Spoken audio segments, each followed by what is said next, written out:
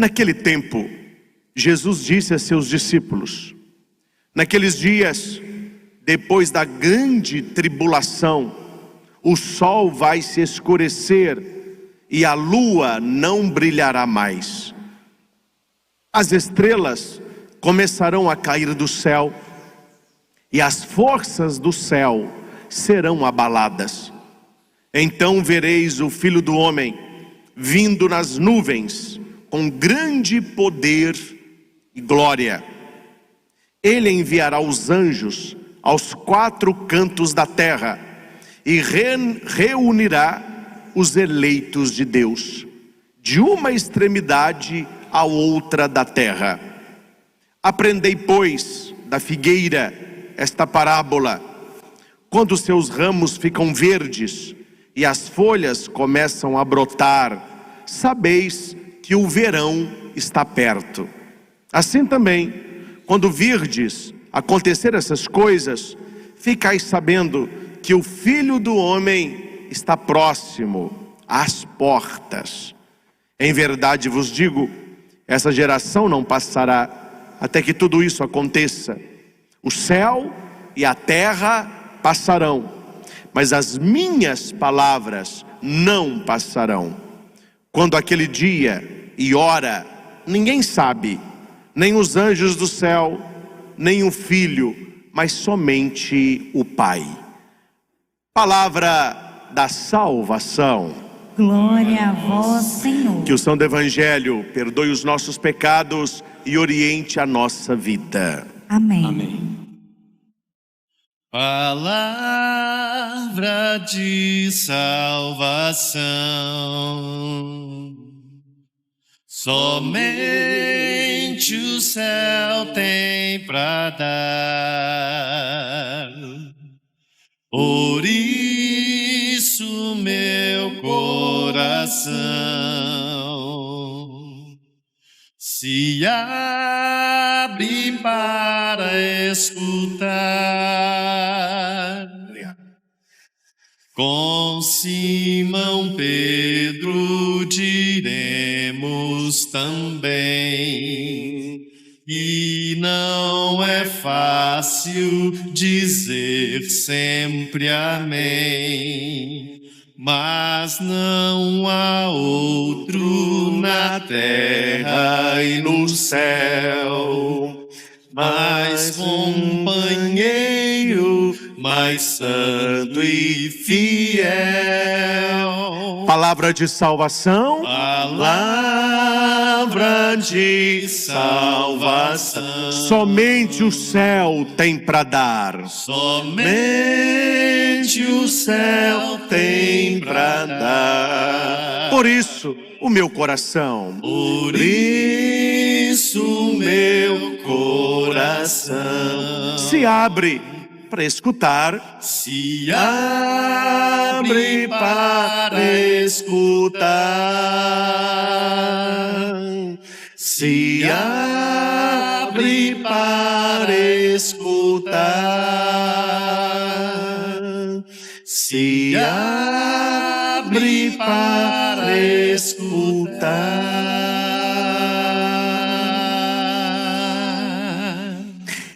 Repitamos: o céu e a terra passarão, mas as minhas palavras não passarão. O céu e a terra passarão, mas as minhas palavras não passarão. Você que está aqui no santuário, você que está em casa, dá um cutucão quem está do seu lado e diga assim: tanto a terra como o céu vão passar, viu?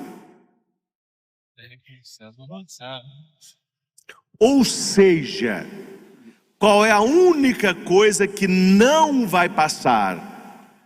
A palavra e aqueles que viverem pela palavra. Nós estamos, meus irmãos, com mais uma oportunidade do céu, que é um presente, o nosso estudo bíblico dominical nesta missa da manhã, onde nós estamos no 33º domingo do tempo comum. Já estamos chegando ao final do ano litúrgico não é? Semana que vem é o 34º, no outro já é Cristo Rei. Acabou o ano litúrgico. Aí nós começamos outro ciclo com o primeiro domingo do Advento. É um momento de ação de graças, é um momento de olhar a nossa vida, e nesses textos a igreja já nos aponta o futuro, já nos aponta aquilo que nós chamamos de parousia. O que é parousia? A volta de Jesus Cristo, que não sabemos quando, não sabemos como, não sabemos onde, mas sabemos que é fato, é ensinamento da igreja, é ensinamento bíblico, que aquele Jesus que nós vimos subir em glória, Ele voltará. Para você entender todo o contexto que nós vamos refletir esta manhã, não se esqueça da ascensão do Senhor. Quando nós celebramos aqui, antes da festa de Pentecostes, depois da quaresma pós-pascal, que Jesus ele sobe ao céu, a ascensão. Os apóstolos e as pessoas que ali estavam ficaram olhando Jesus subindo. Nisso aparecem dois anjos. Eles vão dizer assim: homens da Galileia, por que estáis aí olhando para o alto? Este Cristo que viste subir, Ele voltará em glória. Então nós acreditamos nessa palavra dos anjos. Jesus, Ele foi para o Pai, mas Ele haverá de voltar. Para nós cristãos será a segunda vinda, uma vez que Ele já esteve aqui. Para o judeu será a primeira vinda, porque eles não aceitaram a primeira, quando Ele veio em Maria, e não aceitaram Jesus como o Messias. Então tanto o judaísmo, esperando a primeira vinda, como os cristãos, esperando a segunda vinda, nós cremos no fim dos tempos. Nós não cremos no fim do mundo. A gente brinca assim, né? Esse mundo está acabando mesmo, viu? Mas não é o mundo. O que vai acabar é o tempo. Porque Deus não tem tempo. Tempo é matéria. Deus é espírito, então o tempo de Deus é zero.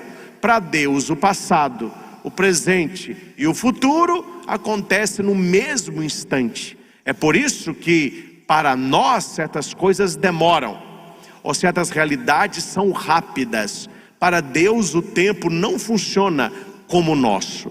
E é neste tempo de Deus que acontece aqui o capítulo, que esse texto que tiramos está inserido, que é Marcos capítulo 13.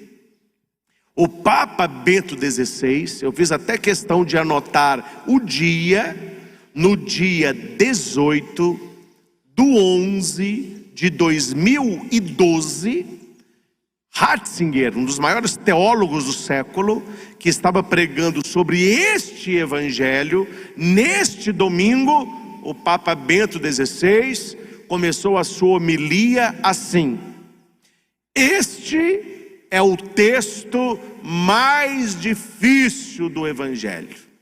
Então, se Bento XVI nos mostra que esse texto que lemos é um texto difícil, complicado, nós devemos ir com muita cautela naquilo que o texto nos traz.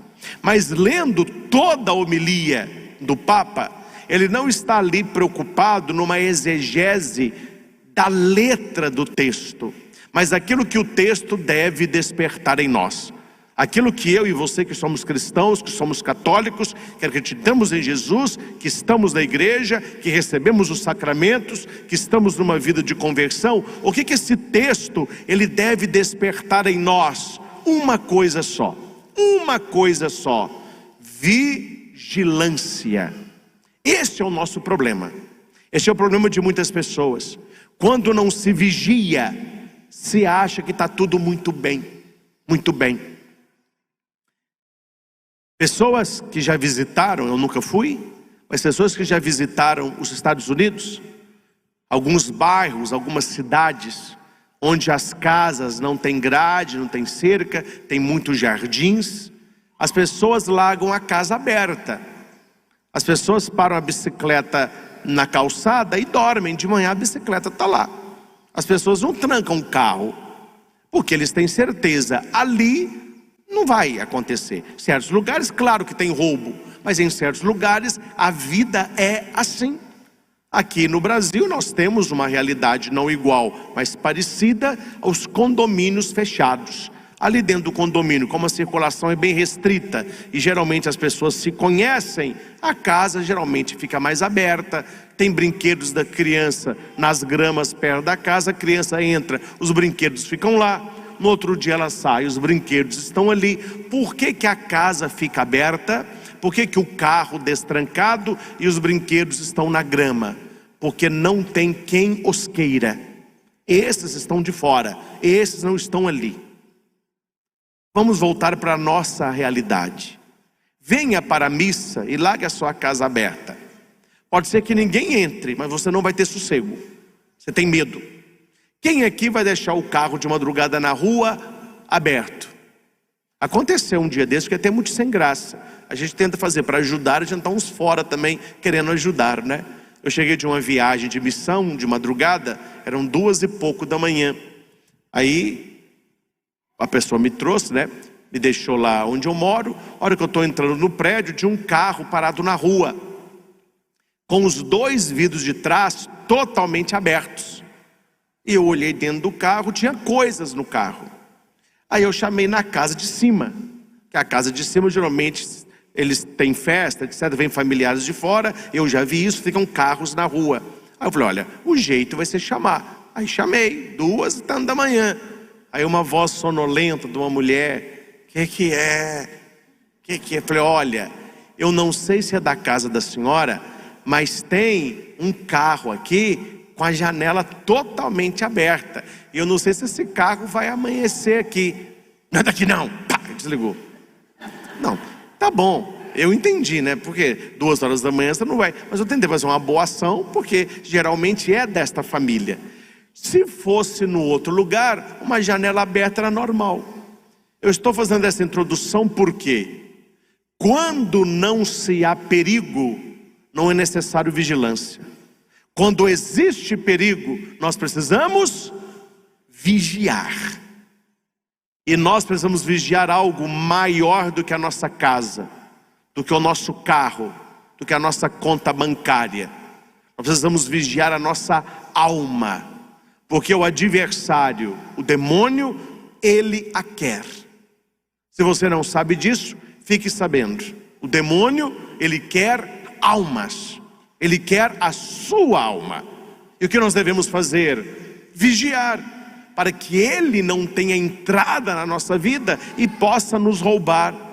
Você já viu várias comunidades religiosas? Nós temos essa expressão tão bonita na Canção Nova, na obra Evangelizar. Já ouvi na TV Século 21, na Rede Vida, campanhas que falam de almas, terços para salvar almas, quarentena de São Miguel para salvar almas, dai-me almas, não é? Ou seja, precisamos de vigilância, vigiar a nossa vida, vigiar o que tem entrado dentro de nós, vigiar o que tem entrado no nosso coração, vigiar o que tem entrado na nossa alma.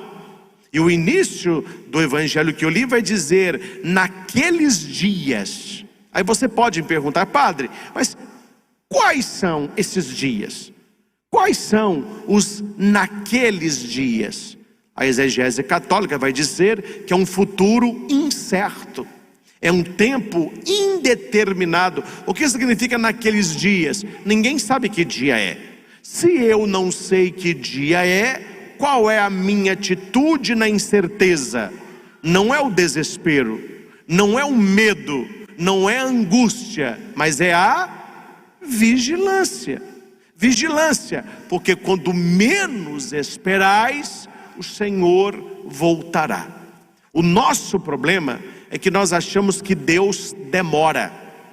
Quando o texto foi escrito, se você já estudou isso, senão eu conto para você agora, os nossos pais lá do primeiro século do cristianismo, os apóstolos, os que vieram logo ali depois dos apóstolos, eles tinham certeza que não viraria o século sem Jesus voltar. Eles esperavam uma volta iminente de Cristo. Cristo subiu aos céus, quer dizer, daqui a pouco tempo ele está de volta. Pode ficar esperto aí, que ele volta já já. Só que esse já já, para nós que estamos aqui, não confere ao tempo de Deus. O tempo é diferente.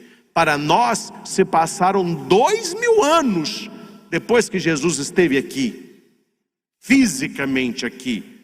Para nós pode ser muito tempo, nossa, mas 2000 anos, para Deus é uma piscada, para Deus é um instante. Então nós não sabemos como que Deus tem avaliado a questão do tempo. Se nós não compreendemos isso, e o Papa Bento vai dizer que também não é para compreender, mas é para ter uma atitude perante isso. E qual é a nossa atitude? Vigilância. Vigilância com o que anda saindo da nossa boca, vigilância com os lugares que nós frequentamos, as pessoas com quem andamos, aquilo que fazemos, um exame de consciência, não é? Na minha família, o que eu posso melhorar? Como eu posso ser uma pessoa melhor para honrar a Deus na minha família? Não é para honrar o outro, não é para honrar a Deus. Aonde eu trabalho, como eu posso honrar a Deus no local do meu trabalho? Como eu posso honrar a Deus lá na minha sala da faculdade, lá na minha escola? Como eu posso honrar a Deus no meu trabalho, no meu namoro? Como eu posso honrar a Deus no meu casamento? Como eu posso honrar a Deus no meu momento de descanso? Ou seja, a pessoa que tem isso na cabeça, ela é uma pessoa vigilante. Ela está vigiando para que não tenha oportunidade de pecado, oportunidade de magoar a Deus. E isto é o temor a Deus. Toda pessoa vigilante, ela teme a Deus. E Jesus vai dizer isso para nós. E Jesus diz isso para a sua igreja: orai e vigiai para não cairdes em tentação. O espírito está pronto, mas a carne é fraca. Orai e vigiai. Quais as duas colunas daquele que quer agradar a Deus? Oração e vigilância. Aí você olha certas pessoas, e talvez nós também estamos fazendo isso, não há oração e não há vigilância. E a pessoa quer ser feliz, a pessoa quer ser abençoada, a pessoa quer dar certo na vida. Comece, meu irmão. Me dê um voto, pelo menos da dúvida. Faça para você testar. Experimente para ver se é bom ou ruim. Marque no calendário, vai lá na sua folhinha, quem tem folha em casa ou no celular, faz um círculo. A partir de hoje, durante 30 dias, eu vou exercer conscientemente oração e vigilância. Vigilância e oração. E comece a fazer isso nas áreas da sua vida. Você verá portas se abrindo, graças sendo derramadas, verdades sendo reveladas. Uma pessoa uma vez me disse assim: padre, o senhor me jogou no mato. O que eu fiz? Não lembro de eu ter te empurrado no barranco. Não, padre, o senhor falou na missa que era para a gente ter uma vida de oração e vigilância, que durante o mês as coisas iam mudar. E mudou mesmo, viu? Mas pior. Como que aconteceu? Na minha empresa, depois que eu comecei a orar mais, depois que eu comecei a ter uma vida de santidade, na primeira semana o meu contador me chamou e falou: olha, está dando desfalque na sua empresa, tem alguma coisa errada aqui, o lucro não está certo. E eu fui descobrir, todos os meus assessores me passavam a perna há anos. Eu falei: meu filho, você devia agradecer.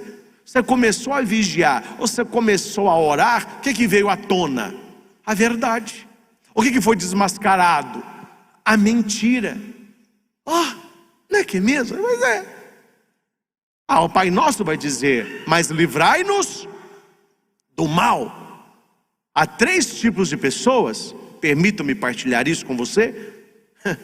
Há pessoas que a gente conhece, há outras que Deus apresenta, e há outras que nós devemos rezar: livrai-nos do mal, não é verdade? E você conhece, E você sabe que eu estou falando. Lá dentro da sua casa, lá na sua família, certos amigos e parentes, você sabe de quem eu estou falando. Há pessoas que a gente tem o prazer de conhecer, outras são tão especiais que Deus que apresenta. Mas para umas, meu filho, a gente tem que rezar mesmo, livrai-nos do mal. Tem gente que entra, tem gente que sai, tem gente que permanece, tem gente que desaparece. Oração e vigilância, porque quando eu invisto na minha área espiritual, eu melhoro a minha vida toda.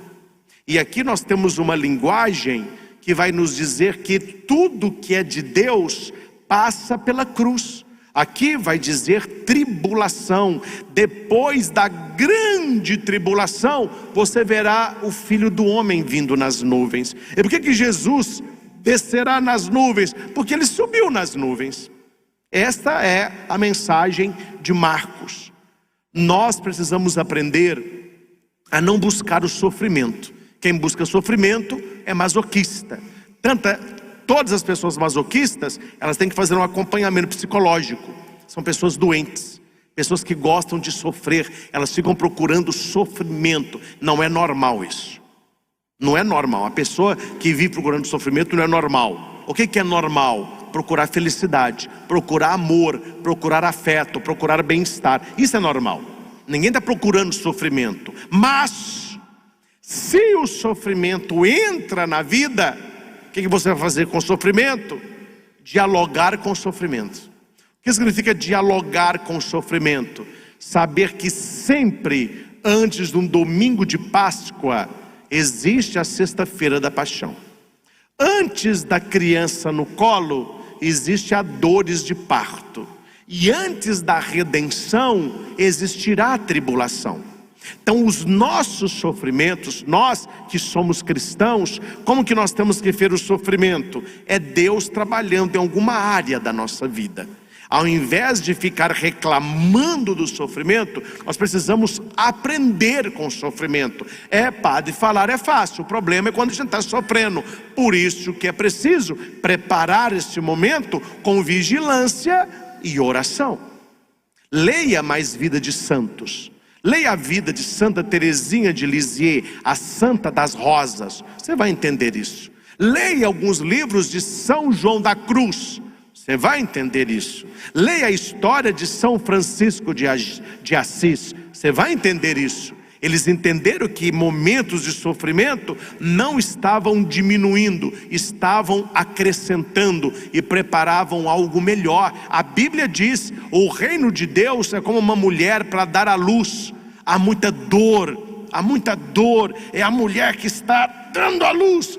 Mas depois que ela dá à luz e ela vê o neném, a alegria é tanto do neném que ela esquece da dor. E ela vai cuidar daquela vida. Assim acontece o parto do reino de Deus. Por isso que quem já passou a noite acordado, pescando, ou passeando, ou divertindo, numa noite fria, se você já prestou atenção, qual é a hora mais fria de uma madrugada gelada? Não é 3 horas da manhã, é perto do sol nascer. Ali para 5, 5 e meia, mas o negócio trinca. É ali que vem a geada. Ou seja, quanto está próximo às coisas de Deus, a realidade começa a piorar. A gente começa a sentir mais o peso, a gente começa a sentir mais a dor. Não é para desesperar, é a hora do sol. Eu, quando servi lá no tiro de guerra de Itaúna, eu fiz curso lá, eu passei para cabo, tinha uns lá, 12 passaram, a gente auxiliava o sargento. Então de madrugada, ficavam os soldados lá nas guardas, e a gente ia trocando a guarda de 2 em 2 horas. Geralmente o cabo não dorme, a gente fica o tempo todo vigiando. Eu, como ia ser padre, eu ficava orando também, oração e vigilância, Eu vigiava como soldado, mas rezava também. E eu lembro, noites frias, a hora que eu acordava, eles ficavam dormindo, Falou, 06, 24, pegar o turno lá, tá bom. Falou, se quiser japona, não, a farda tá legal, 2 da manhã, 3 da manhã, mas a guarnição das 5 da manhã, eles iam de japona e luvas. Por que não iam os que foram 1, 2, 3? Que aí que aperta o frio, eles sabiam disso. Eles iam todos empacotados lá para a guarita, ficar 2 horas vigiando. Ou seja, o que o Evangelho está nos ensinando? A ter um olhar espiritual das coisas que estão acontecendo. Não é para desesperar, não é para perder a fé, não é para desanimar, mas é para pensar assim: se tanta coisa está acontecendo, se tanta coisa estão fazendo, eu nunca vi tanta coisa estranha que está acontecendo. O frio está apertando, a escuridão está ficando densa, é sinal de que o sol está chegando. Se a dor está apertando, mamãe, é sinal de que o neném vai nascer. E aqui há dois sentimentos. Eu gosto de uma história, porque te ajuda a entender o que eu quero dizer. Preste atenção. 4 irmãos. Os pais saem para trabalhar. E ele falou: olha, esse final de semana nós temos que fechar um contrato. Então nós vamos sair sexta-noite e nós voltamos domingo depois do almoço. Vocês 4, a diferença de idade é pouca, cuidem da casa, cuidem uns dos outros. Você conhece seu pai e eu, sua mãe e eu, somos muito carinhosos, mas se for para corrigir, vocês serão corrigidos. No domingo nós queremos a casa como estamos largando e não queremos notícia de farra. Sim senhor papai, sim senhor mamãe, pega com Deus. E os pais saem. Atenção, dos 4, 2 tentam manter a casa em ordem, lavam a louça, varrem a porta da casa, aproveita o sábado para lavar a área, tirou as coisas, guardam.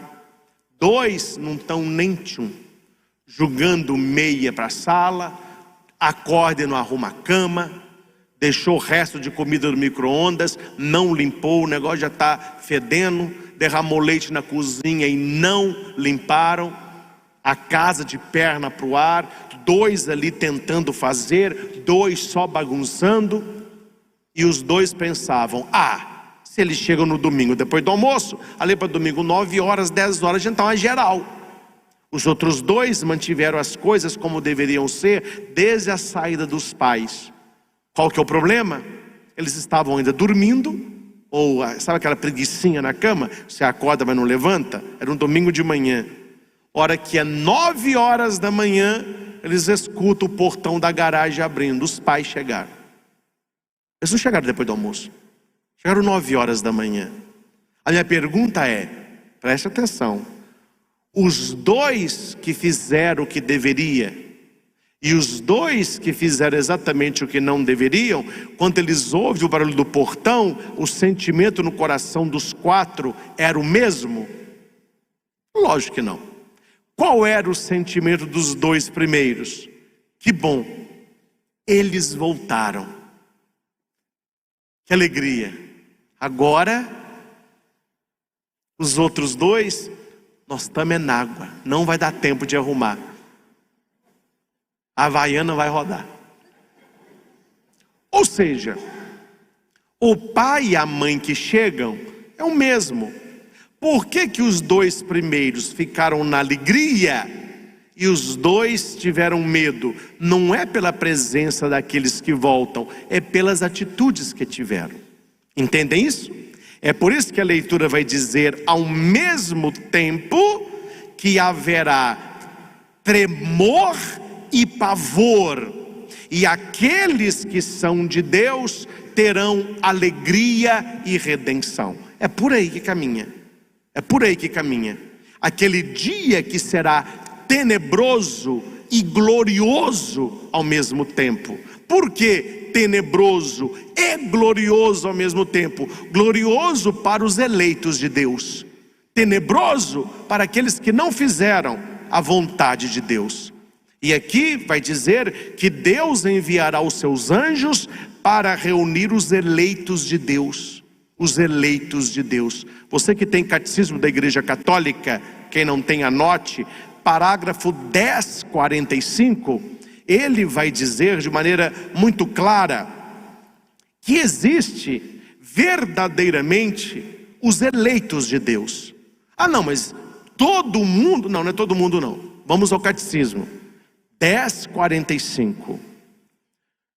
Os que estiverem, está falando do dia da parousia, quando o Senhor voltar. Os que estiverem unidos a Cristo formarão a comunidade dos redimidos, a cidade santa de Deus, a esposa do Cordeiro, a visão beatífica, na qual Deus se revelará de maneira inesgotável aos eleitos, será fonte inexaurível de felicidade, de paz e comunhão. Então, qual que é o nosso intuito em estar na igreja? Hoje é domingo, por que você não dormiu até 10? Por que você não ficou descansando, sendo que você acorda cedo a semana toda? Porque nós temos um interesse. Nós estamos cuidando da nossa salvação. Nós estamos exercendo a vigilância das nossas almas, para que um dia nós possamos ser contados entre os eleitos, entre aqueles que praticaram a fé, aqueles que amaram o Senhor, aqueles que superaram as provações através dos sacramentos da igreja, que são alimentos para a alma, alimentos para o espírito. Palavra de salvação, somente o céu tem para dar. Tem coisa, meus irmãos, ou nós encontramos na igreja, ou nós não vamos encontrar em lugar nenhum. Pode ser o shopping mais chique que você já foi. Não vai ter uma loja lá, graça de Deus, em pote, em pó e em líquido. Não tem isso não. Fé em pílula. Cura espiritual em cápsula, uma de manhã, mas depois do almoço. Não tem isso não. Corpo de Cristo, aqui você pode comungar. É só você pôr a fichinha, já sai, você comunga ali. Não. Certas coisas, ou nós recebemos na família de Deus, que é a igreja, ou nós não vamos receber em lugar nenhum. Em lugar algum.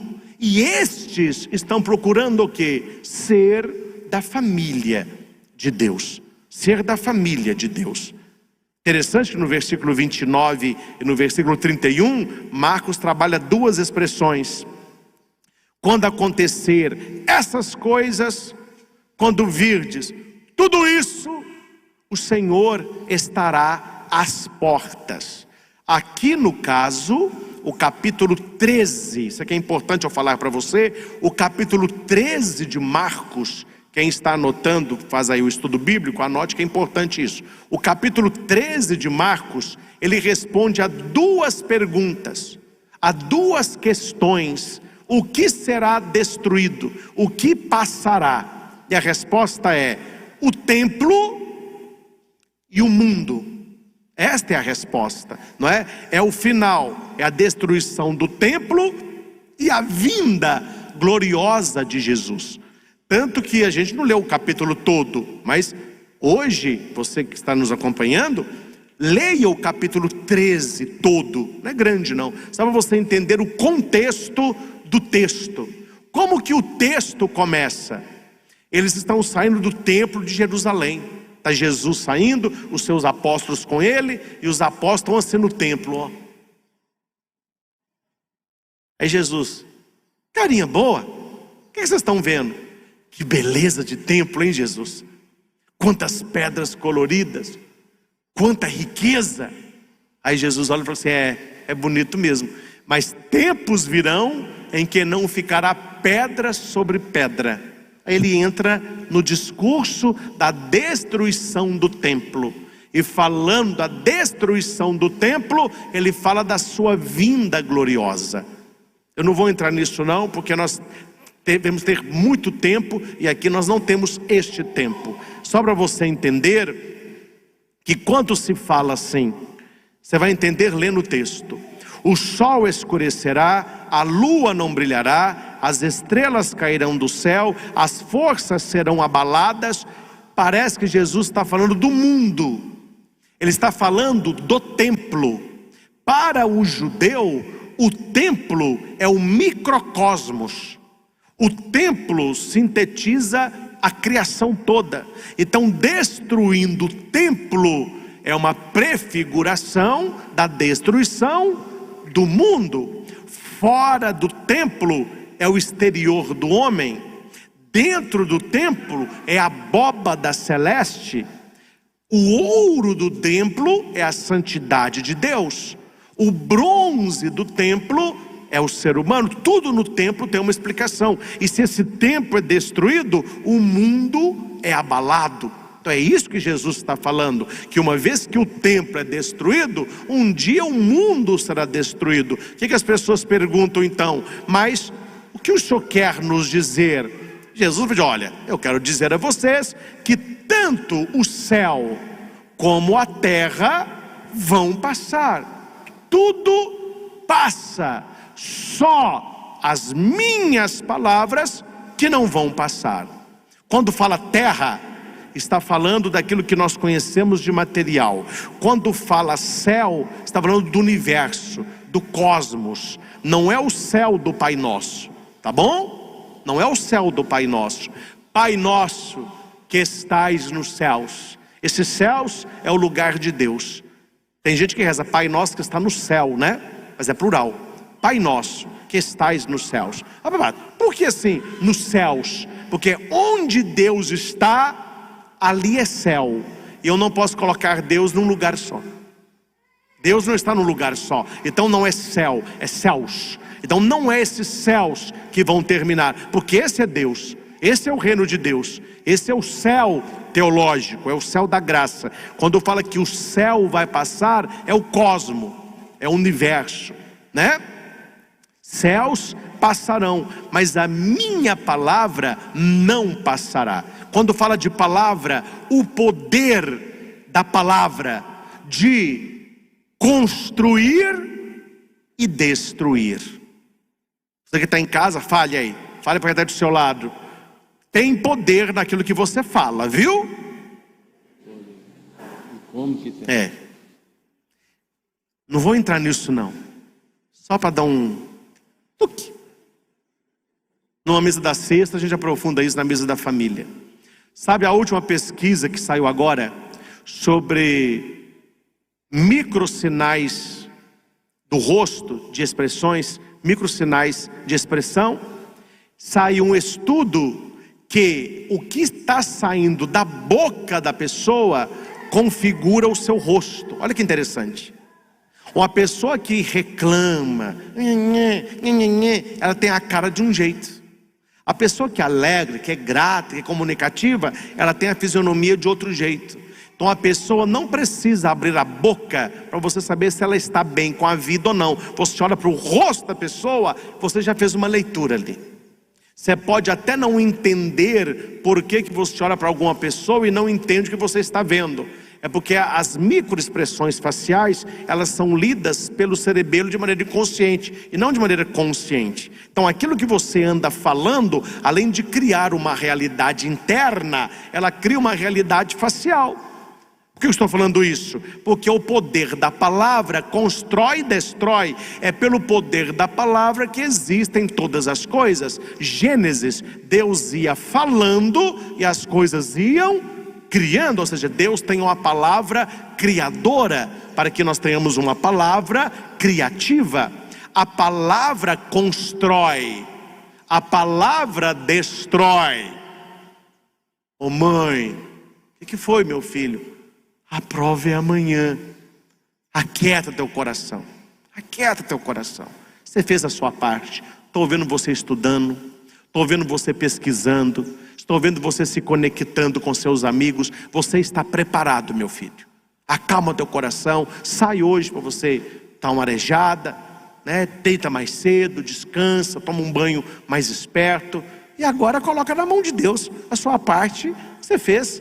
Quer dizer, essa palavra vai fazer o que no coração do jovem? Vai acalmar. Quando as pessoas chegam aqui, ai padre, me dá uma benção, pelo amor de Deus, o que aconteceu, meu filho? Amanhã eu vou tentar tirar a carteira. Eu falo, não, você não vai tentar, você vai tirar.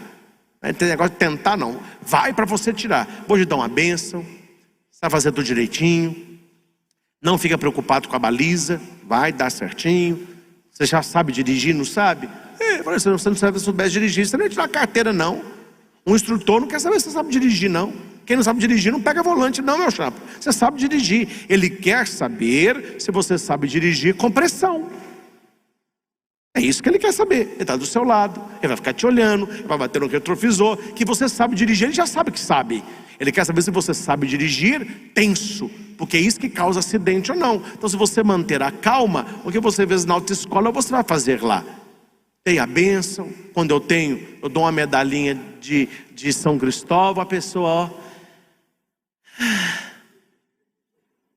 poder da palavra. Pode mudar o exemplo? Ô mãe, o que foi? Eu estou angustiado, mãe. Amanhã é a prova. E é para ficar angustiado mesmo. Porque olhando o que você aprontou nesses dias, a sua cabeça que não guarda nada, e voar do jeito que você é, se eu fosse você, meu filho, eu dormia, nem lá eu ia. Como que vai sair o coração desse menino? Imagina? Ô padre, pois não, minha filha, o senhor me dá uma bênção? Por que você está tão nervosa? Ai, porque amanhã eu vou tentar tirar a carteira. Ih, mas não vai tirar mesmo. Desse jeito, você não precisa nem ir lá. Você já viu o poder da palavra? A palavra tem o poder de acalmar e de deixar tenso. A palavra tem o poder de acabar com uma discussão ou jogar gasolina no fogo. A palavra tem o poder de deixar alguém mais feliz e colocar a pessoa no furo do poço. Quem é que escolhe? Então, céus e terras irão passar, mas as palavras de Cristo não passarão. E as palavras de Cristo, mais do que as nossas, elas operam o que elas dizem. A nossa não. A nossa é expressão mental e sentimental. A gente fala o que pensa e o que sente. Jesus, quando ele fala, não é apenas palavra, é realidade criada.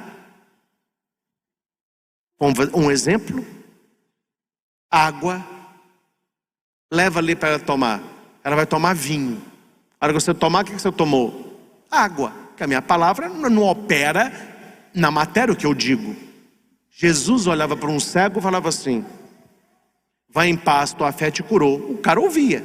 Lázaro, vem para fora.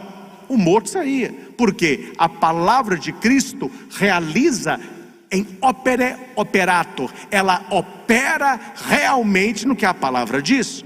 É por isso que Jesus vai dizer: olha, céus e terras vão passar, a matéria passará, mas as minhas palavras não passarão. Então nós estamos vivendo qual era? A era da palavra de Cristo. Uma palavra que não vai passar nem neste mundo e nem no outro. Um outro ponto interessante é o final do Evangelho. Gente, precisamos conhecer Bíblia.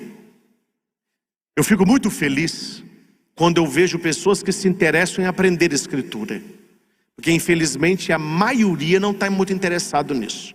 E para você ver que eu não estou falando mentira, que eu não fico pegando no pé, o dia que você estiver reunido com um grupo lá na sua família, não fala de mim não, começa a tocar assuntos que você aprendeu aqui, para você ver o silêncio na mesa. Eles não sabem nada. Você vai ficar dominando o assunto ali. Eles não falam nada, não sabem nada. Porque não sabem, não aprendem. Não tem esse estudo que nós estamos fazendo aqui do fim dos tempos. Eles não sabem nada disso. Aí fica, fim do mundo, apocalipse, é um vulcão, a gente vai ver um cavalo voador, não sei o quê. Meu filho, tem que estudar. Só que aqui tem uma palavra que nos salva. Eles perguntaram para Jesus: mas quando que vai ser isso aí? Quando que vai ser esse fim dos tempos? Jesus vai dizer: quando aquele dia e hora vai acontecer e é real. Ninguém sabe. Ninguém sabe. Nem os anjos do céu, nem o Filho, somente o Pai. E aqui é uma vergonha. Me desculpe, meus irmãos, mas é uma vergonha. Gente de igreja que se diz muito católico, acreditando em Nostradamus, previsão de futuro, fim de mundo, profetismo. São pessoas que leem muita porcariada, mas que não conhecem a palavra. Eu acredito na palavra, e a palavra diz que se Jesus não sabia, Nostradamus vai saber, meu filho. Se Jesus, que é Jesus, olha, eu não sei, os anjos não sabem, é só o Pai. Então, se você encontrar alguém que fale assim: o mundo vai acabar tal dia e tal hora, você fala assim: meu Deus, repita isso aí. O mundo vai acabar tal dia e tal hora. Você pode ajoelhar no pé da pessoa e falar assim: meu Senhor e meu Deus, o Pai, você é o papai. Papai! Ele vai falar assim: o que é isso? Fala: não, filho, é porque a palavra diz que só sabe o final do mundo Deus Pai. Se você sabe, você só pode ser um cara, velho. Agora, se você não é Deus Pai, tem alguma coisa errada aqui.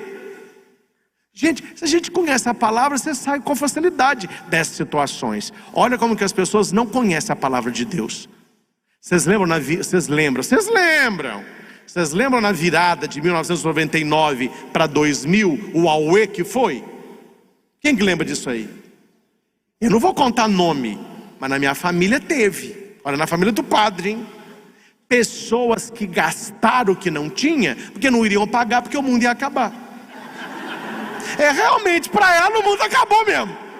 Que dívida, a confusão. Gente, aconteceram, lembra da virada do ano 2000? Gente que traiu a mulher na virada, porque o mundo ia acabar. O mundo não acabou, mas a mulher acabou com ele.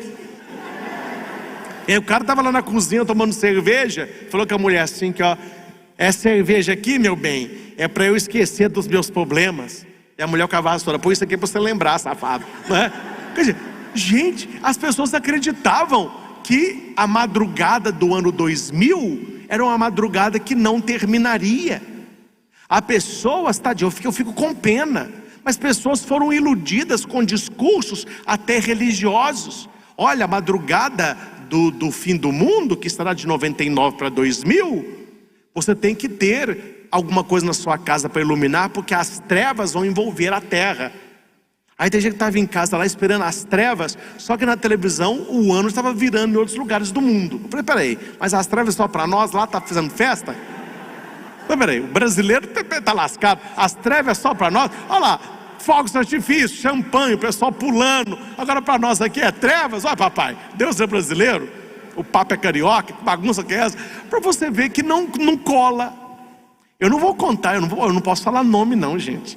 Eu não posso falar nome não. Mas agora eu estou falando alto, viu? Quem sabe vai entender. Há 10 anos atrás, havia um discurso muito forte de muitos pregadores sobre o fim do mundo. E atraía gente. É por isso que eu falo, a gente tem que pregar a palavra, a gente não pode ficar pregando a gente. Porque senão você tem que ficar se adequando, você vai mudando. Não, se você prega a palavra a vida toda, você dá uma palavra aqui, ó. Eu lembro claramente certos pregadores, tudo era fim de mundo, e o Cristo está voltando, e o povo confessando, e o povo achando que é para o inferno, aquela confusão toda. As pessoas foram chegando a uma certa idade, elas viram que o mundo não acabou nada. O que elas fizeram? Mudaram o discurso. Aí já não está mais no fim do mundo, aí foram para a metanoia, que é a conversão, a mudança de vida. Por que o discurso mudou? Por que até hoje não estão naquele discurso lá de 2000, 2010? Porque a palavra se cumpre: céus e terras passarão, mas as minhas palavras não passarão. E quanto que será a hora? Ninguém sabe, só o Pai. E vamos falar uma coisa rasgada para você me entender. Se você vai na Bíblia e lê os sinais que lá estão, esses sinais existem desde que o mundo é mundo. Ou estou mentindo? Guerra, peste, divisão, pai contra filho, essa bagunça, desde que o mundo é mundo tem isso aí. Então nós que somos cristãos católicos e que entendemos de Bíblia, não é para você ficar preocupado que dia que o mundo vai acabar, é para você entrar no estado de vigilância, no estado de atenção. Eu faço questão de finalizar indo novamente ao catecismo, o 1040. Tem gente que nem sabe que a Bíblia, que o catecismo tem isso aqui. Presta atenção.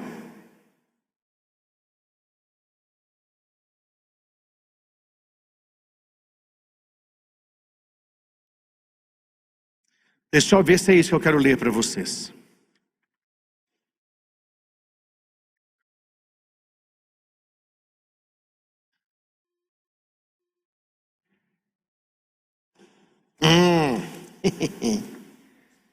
Papai achou.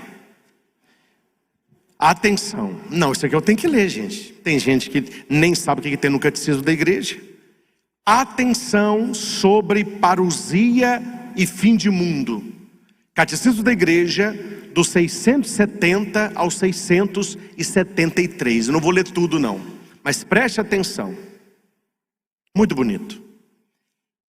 Desde a ascensão, já falei aqui sobre isso, o desígnio de Deus entrou na consumação. Já estamos na última hora. Abra um parênteses. Padre, quando que o mundo começou a acabar? Quando que nós estamos, quando é a última hora? Quando que começou a última hora? Na ascensão. Então não fique esperando acontecer outras coisas não. Quando Jesus subiu aos céus, o catecismo diz, nós já entramos na última hora. O Senhor subiu, prepara. Quando o Senhor subiu aos céus, nós entramos no último tempo do mundo, a última hora.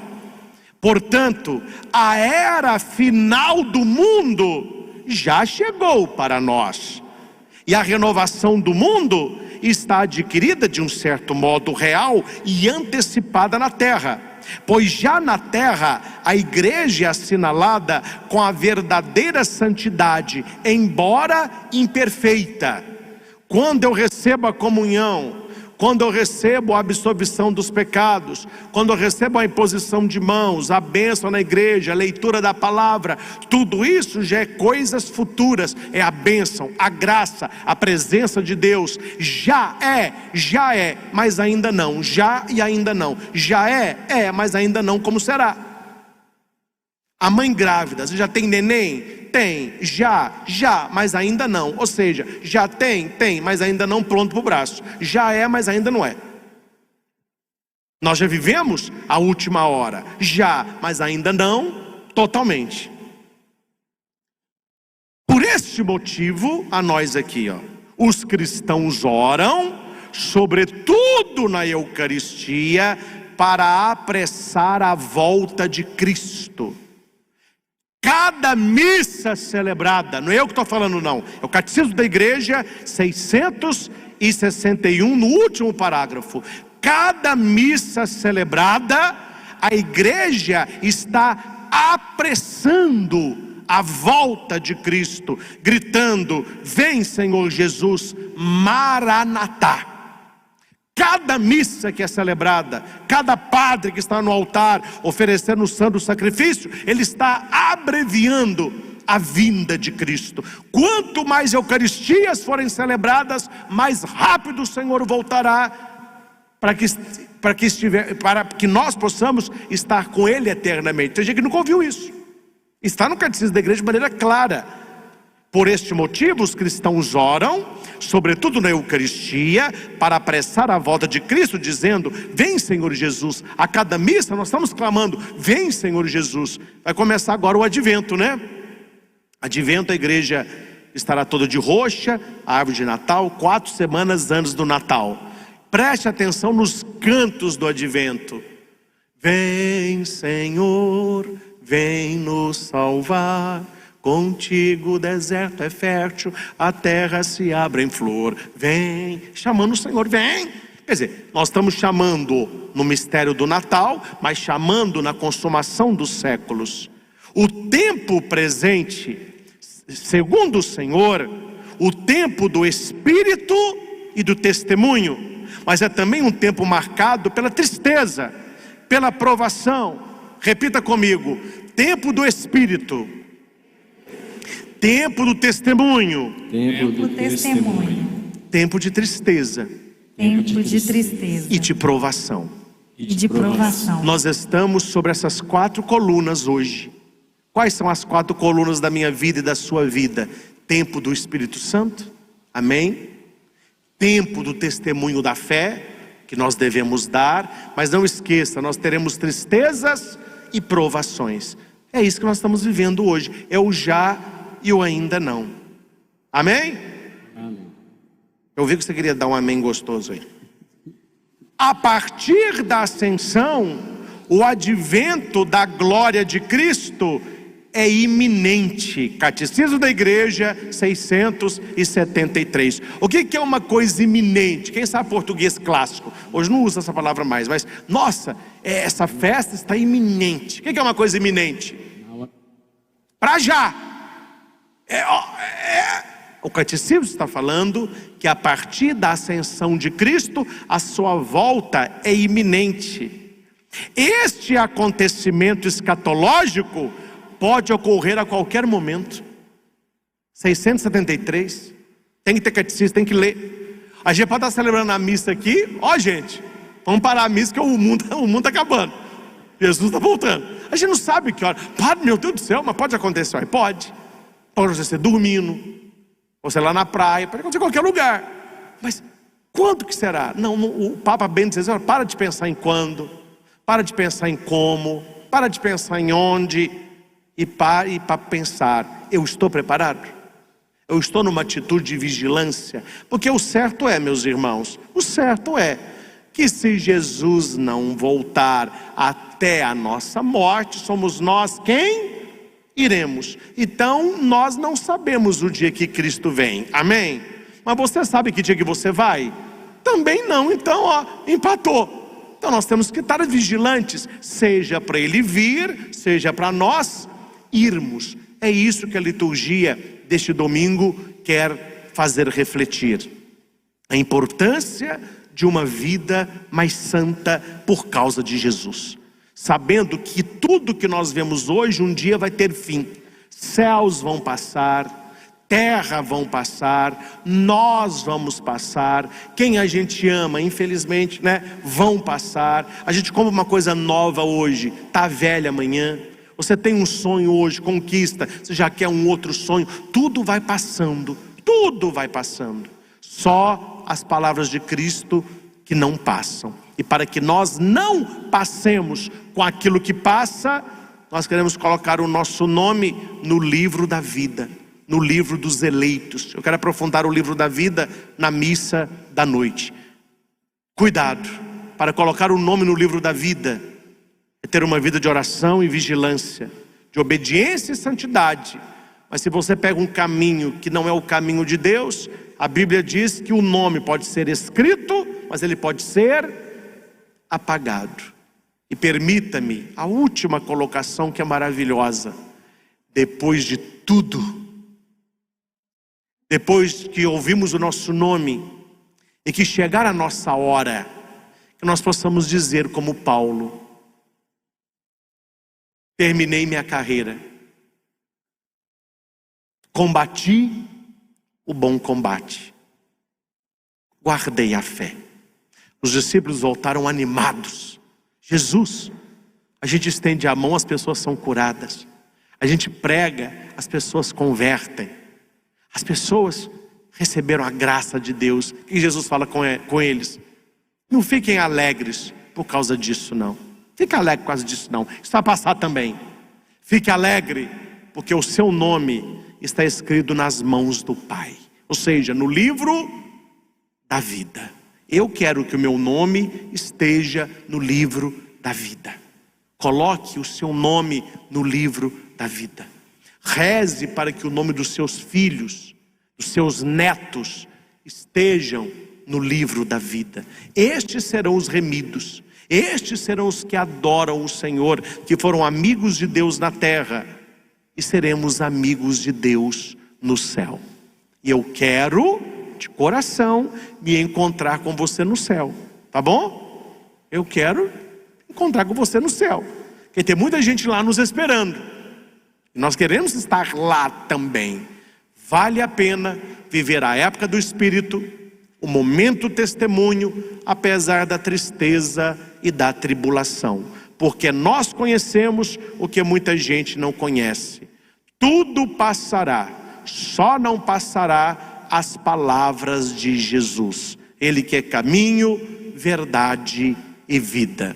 Ao Senhor Jesus, autor da nossa fé, e que nos chama a um relacionamento profundo com Ele, para que tenhamos vida e vida eterna, toda honra, toda glória e todo louvor. Numa atitude de vigilância e temor a Deus, Louvado seja nosso Senhor Jesus Cristo. Para sempre seja louvado.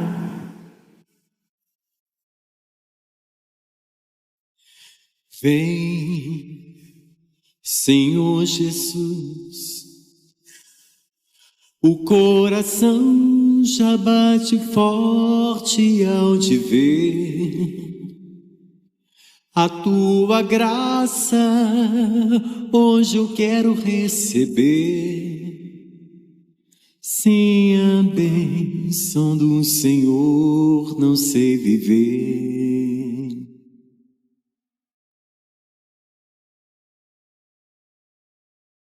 Vem, Senhor Jesus,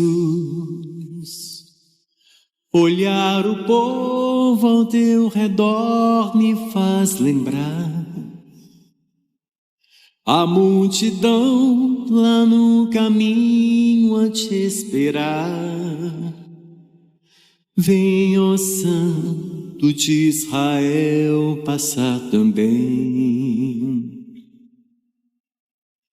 Neste lugar é o Rei, à nossa frente está. É feliz quem o adorar. É Jesus, o nosso mestre Rei.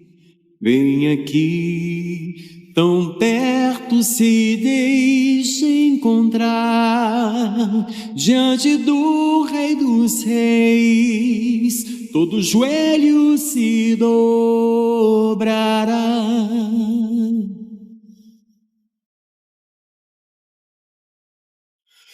É o Rei, à nossa frente está.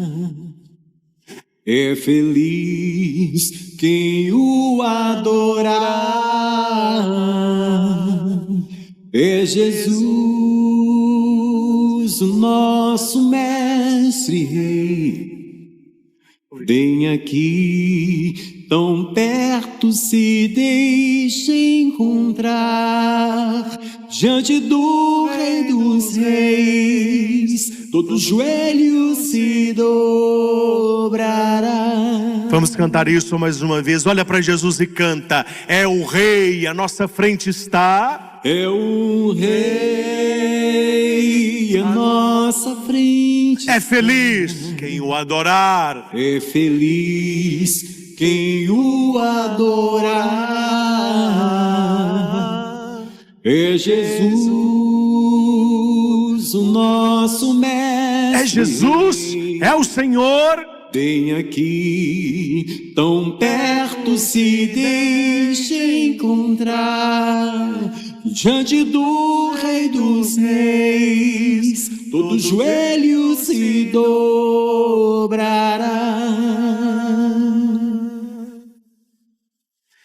Graças e louvores se deem a cada momento Ao Santíssimo e Diviníssimo Sacramento. Graças e louvores se deem a cada momento. Ao Santíssimo e Diviníssimo Sacramento. Graças e louvores se deem a cada momento. Ao Santíssimo e Diviníssimo Sacramento. Jesus, manso e humilde de coração, fazei o nosso coração semelhante ao vosso. glória ao Pai, ao Filho e ao Espírito Santo. Como era no princípio, agora e sempre. Amém. Senhor Jesus, nesta manhã nós queremos vos louvar, exaltar, bendizer. Obrigado, Senhor, pelo dom da fé. Se nós estamos agora reunidos, é porque temos fé. Na Tua presença, nós encontramos paz, alegria, tranquilidade. Entra agora, Senhor, não apenas nas nossas casas, mas no nosso coração. Vede, Senhor, quantos corações angustiados. Quantas pessoas com medo, preocupadas.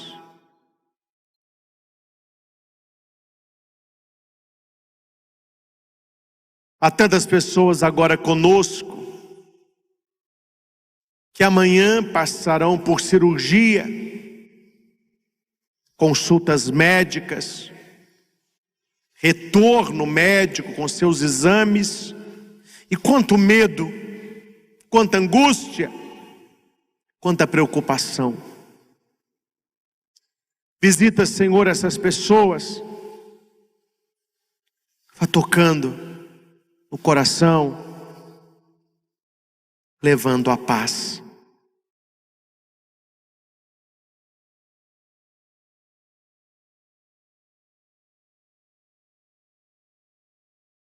Toca, Senhor, em pessoas que estão sem dinheiro esta semana. A pessoa está agora angustiada porque ela tem compromissos. Como que se vive sem dinheiro?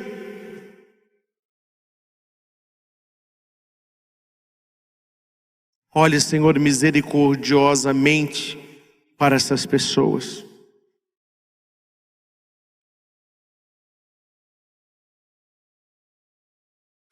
Toca, Senhor, pessoas que estão esperando sair a aposentadoria.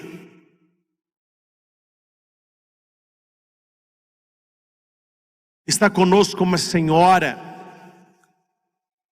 parece que ela está ainda de camisola, branca com os detalhes lilás. E o sofrimento dela é que a cada dia que ela vai tentar a aposentadoria, falta um documento, manda lá para cá, manda lá para lá. Você vai aposentar antes do Natal. Envie o seu testemunho. Deus está intervindo por você. São Miguel Arcanjo, ele luta a nosso favor.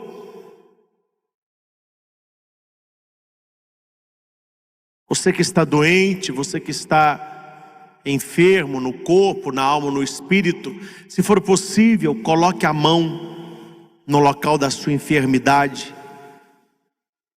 Se não for possível, coloque a mão no coração.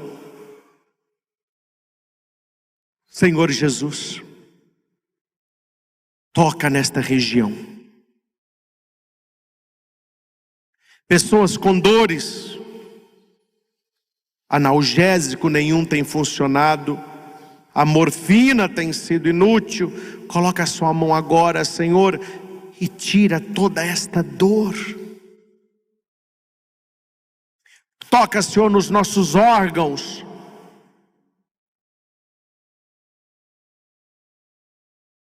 Onde quer que esteja a nossa enfermidade, as nossas feridas, toca, Senhor. Muitas pessoas já estão sentindo alívio na sua dor. Pessoas que estavam com caroços no pescoço, pode apertar o seu pescoço, não tem mais nada. Dá o seu testemunho, dê o seu testemunho. Vai escrevendo aí nos comentários, vai colocando aí no YouTube, escreva aqui para o santuário, mande o seu testemunho para evangelizar. O Senhor está esta manhã derramando abundantemente a sua graça.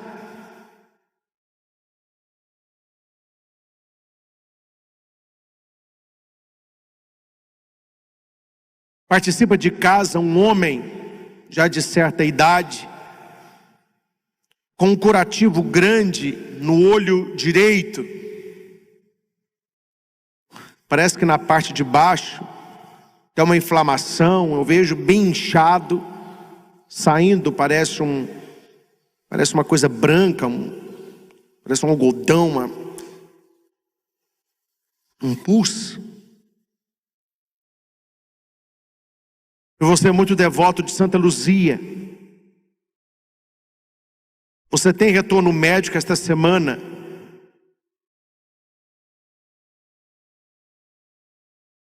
Ele ficará impressionado com a sua recuperação.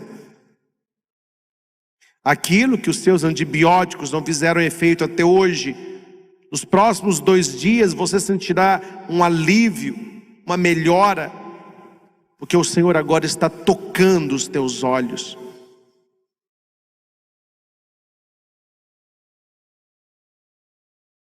O Senhor está tocando os teus olhos. Toca, Senhor, mulheres com problemas na gestação.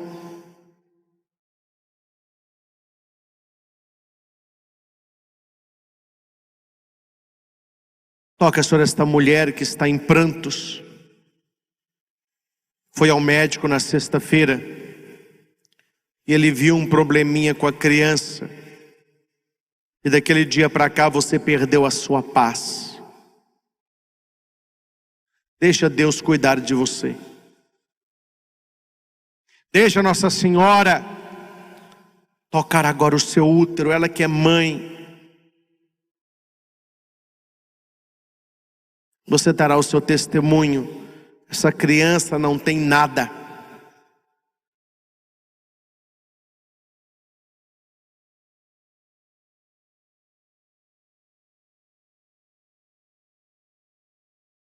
Toca, Senhor, neste homem que foi processado injustamente.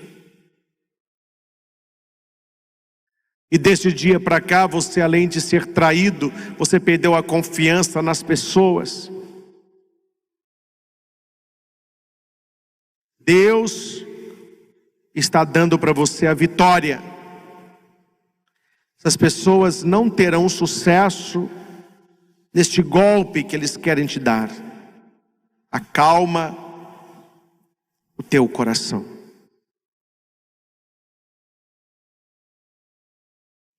Quais são as realidades de dor presentes na sua família? Apresenta para Jesus. Digo que se não é bênção, é lição.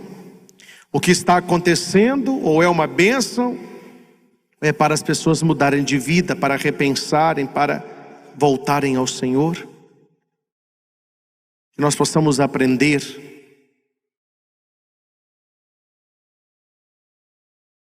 O salmo da missa de hoje vai dizer assim: ó Senhor,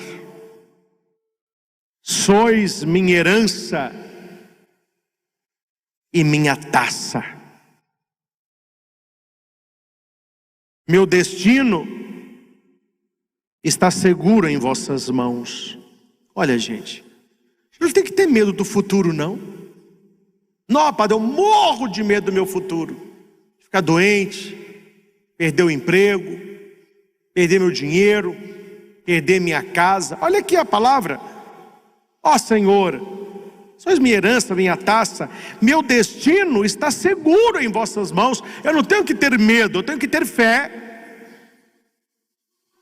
Tenho sempre o Senhor ante meus olhos, pois se o tenho a meu lado, não vacilo. Você não vai vacilar, porque Deus está com você. Repita comigo: ó Senhor Jesus, Ó Senhor Jesus, Tu és minha herança. Tu és minha herança. Meu futuro está nas Tuas mãos. Meu futuro está nas Tuas mãos. Tenho, Senhor, ante meus olhos. Tenho, Senhor, ante meus olhos. O Senhor está do meu lado. O Senhor está. Jesus caminha ao meu lado. Jesus caminha ao meu lado. E por isso eu não vacilo. E por isso eu não vacilo. No profundo silêncio, apresente para Jesus agora quais são os seus medos. Quais os medos que você tinha até hoje. Você não vai ter mais, não. Jesus está tirando isso do seu coração. Você tinha medo, que você achava que você estava sozinho, que você tinha que se virar. Não, não, não. Aqui o Salmo vai dizer: meu destino está seguro em vossas mãos, o Senhor está do meu lado e eu não vou vacilar. Tudo vai dar certo. Questão do seu estudo, questão do seu trabalho, questão da sua família, questão do seu casamento, da sua saúde, tudo vai dar certo se você estiver ao lado de Deus.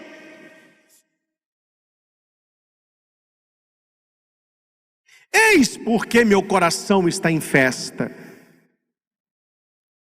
Seu coração está em festa? Você que está comigo agora, o seu coração está em festa? Talvez você diga, não. Aí você tem que voltar. Se o seu coração não está em festa, Jesus é sua herança. Você acredita que o seu futuro está nas mãos dele? O Senhor está ante os seus olhos. Você caminha ao lado dele para que ele caminhe ao seu lado. Se a resposta for sim, o seu coração está em festa. Sua alma rejubila de alegria. Até quando você dorme, você está tranquilo. Toca, Senhor, em tantas pessoas que têm um sono conturbado, pessoas que não têm um sono tranquilo, pesadelos, pessoas que ficam acordando, ouvindo sons, ouvindo passos, pessoas que não descansam. O Senhor não me deixará entregue à morte. O Senhor tem vida. Vós me ensinais vosso caminho para a vida. Será que nós queremos aprender? Vós me ensinais, mas eu quero aprender?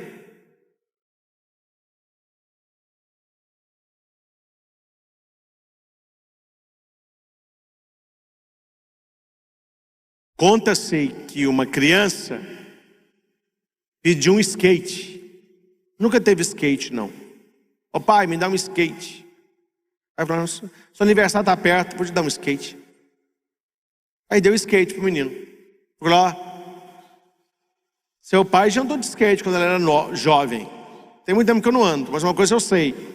Você coloca o pé para frente, empurra, passa no chão o pé esquerdo, depois você equilibra e vai fazendo as manobras aí. No início você não sabe muita coisa, depois você vai aprendendo. Não, pai, eu skate eu vou do meu jeito, eu vou de costas.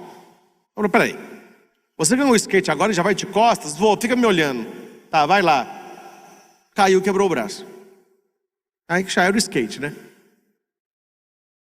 Essa é uma história da catequese que eu lembro quando eu estava lá em Cajuru. Essa história traz qual lição? Deus nos mostra, através da sua palavra, qual é o caminho para a vida. O que a gente fala para Deus? Não, eu quero fazer do meu jeito. Não, não é do seu jeito, é do meu jeito. A pessoa vai e se arrebenta a vida fora. O Salmo diz, vós me ensinais vosso caminho para a vida. E eu preciso aprender com Deus o jeito de viver, o jeito de fazer as coisas, o jeito de ser pessoa e pessoa de Deus. Não é do meu jeito, não é do seu jeito, é do jeito de Deus. Céus e terras passarão, mas as minhas palavras não passarão, disse Jesus. Então eu tenho que aprender através da Bíblia qual é o caminho para a vida. Eu quero aprender, Senhor, os caminhos para a vida. Junto a vós, felicidade sem limites, delícia eterna e alegria ao vosso lado. Coloque a mão no seu coração e repita comigo, mas repita rezando com fé.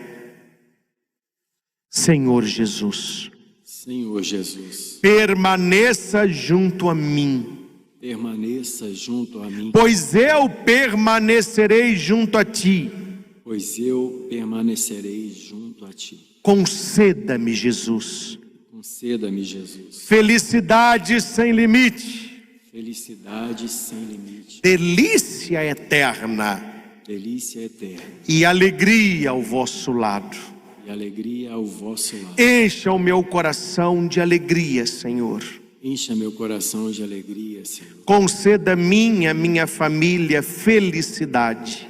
Conceda a mim e a minha família. Arranca de dentro de mim Arranca de dentro de mim toda tristeza, toda tristeza, depressão, depressão, síndrome do pânico, síndrome do pânico, pensamento de suicídio, pensamento de suicídio, inveja e competição, inveja e competição, mentira e enganação, mentira e enganação. tudo que não vem de ti, Tudo que não vem de ti, eu jogo aos pés da tua cruz, Senhor. jogo aos pés da tua cruz. E eu quero aprender E eu quero aprender os caminhos para a vida, os caminhos para a vida, para que eu tenha felicidade para que eu tenha felicidade e alegria ao vosso lado. e alegria ao vosso lado. Amém. Amém. Olhe para Jesus e receba a alegria que Ele te dá. Nós vamos colocar agora o incenso aos pés de Jesus. Nós queremos cantar louvores ao Senhor. Aleluia ao nome de Jesus, por tudo que Ele fez na vida de cada um de nós, concedendo-lhes felicidade, delícia eterna, alegria, porque Ele está conosco. E se Deus é por nós, quem será contra nós? Coloque agora aos pés de Jesus o seu incenso. Coloque aqui o seu incenso, que suba aos céus a fumaça da adoração. Que esse santuário se encha do incenso de Deus. Que o incenso chegue agora à sua casa, à sua família, levando na presença do Senhor a nossa vida. Nós te amamos, Senhor, e por isso cantamos, aleluia.